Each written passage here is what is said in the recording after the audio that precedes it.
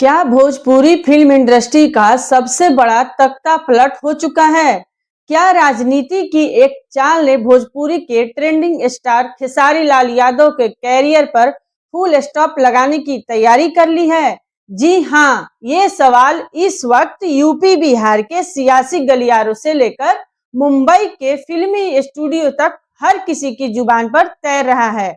वजह है power star Pawan Singh का माननीय बनना। जून 2026 में बीजेपी ने जैसे ही पवन सिंह को बिहार विधान परिषद यानी एमएलसी का उम्मीदवार बनाकर सदन भेजा, भोजपुरी की पूरी विसात ही बदल गई। लेकिन इस सियासी जीत के ठीक पीछे एक ऐसी कड़वाहट और डर की कहानी छिपी है जो अब तक कैमरे के सामने नहीं आई थी, लेकिन हम आपको आज सारे पन्ने पलटकर दिखाएंगे। खेसारी लाल यादव का ये बयान क्या सिर्फ एक आम गुस्सा है या फिर इसके पीछे सत्ता के उस रसूख का खौफ है जो अब उनके सबसे बड़े विरोधी पवन सिंह के हाथों में आ चुका है? आज की इस स्पेशल और सनसनीखेज रिपोर्ट में हम उस कड़वे सच से पर्दा उठाएंगे जो खेसारी यादव के कैरियर को हमेशा हमेशा के लिए तबाह कर सकता है। वीडियो को आखिरी सेकंड तक देखिएगा, क्योंकि आज भोजपुरी इंडस्ट्री के उस काले सच का खुलासा होने जा रहा है जिसे देखने के बाद आपके होश उड़ जाएंगे। कहानी को समझने के लिए थोड़ा पीछे चलना होगा। साल 2024 का लोकसभा चुनाव, पवन सिंह बीजेपी से बगावत करके निर्दलीय चुनाव लड़ते हैं, हार जाते हैं और पार्टी से निकाल दिए जाते हैं। उस वक्त हर किसी को लगा कि पवन सिंह का राजनीतिक कैरियर खत्म हो गया है, लेकिन जून 2026 आते आते पवन सिंह ने वो मास्टर स्ट्रोक खेला कि सीधे बीजेपी ने उन्हें विधान परिषद का टिकट थमा दिया। अब पवन सिंह सिर्फ एक सिंगर या एक्टर नहीं, अब उनके नाम के आगे लगा है माननीय एमएलसी पवन सिंह। एमएलसी बनने का मतलब जानते हैं आप?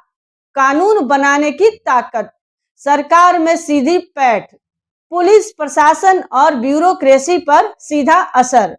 अब जरा सोचिए, जब फिल्म इंडस्ट्री के एक ऐसे कलाकार के हाथों में इतनी असीमित सरकारी और राजनीतिक ताकत आ जाए जिसका अपने ही साथी कलाकार से सालों पुराना 36 का आंकड़ा हो, तो क्या होगा?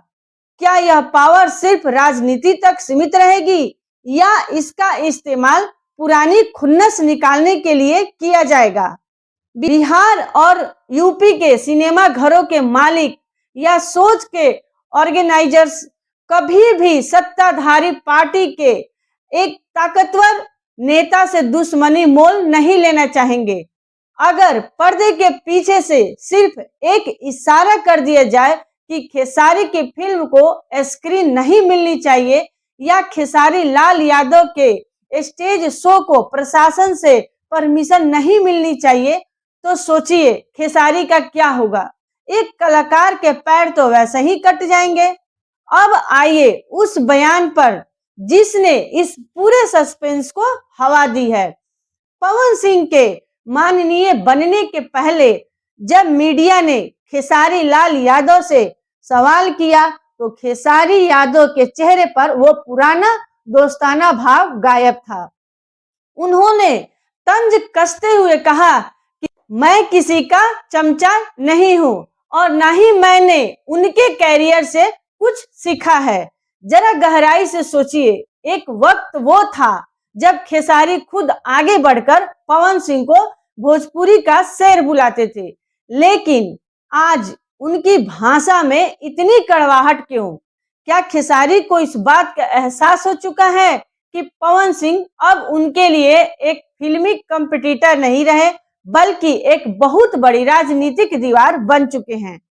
पवन सिंह के पास अब सरकारी सुरक्षा है, रसूख है और सत्ता की ताकत है। वहीं खेसारी लाल यादव के पास सिर्फ उनके फैंस और उनकी बेबाकी है। लेकिन जब सामने सत्ता का बाहुबल हो तो सिर्फ एक फैंस का प्यार कब तक कैरियर को बचा पाएगा? यह भोजपुरी सिनेमा के इतिहास का सबसे बड़ा सस्पेंस बन चुका है। आपको क्या लगता है, हमें कमेंट करके जरूर बताएं। लाइक करें, शेयर जरूर करें, क्योंकि आपके प्यार से ही तो हम हैं। धन्यवाद।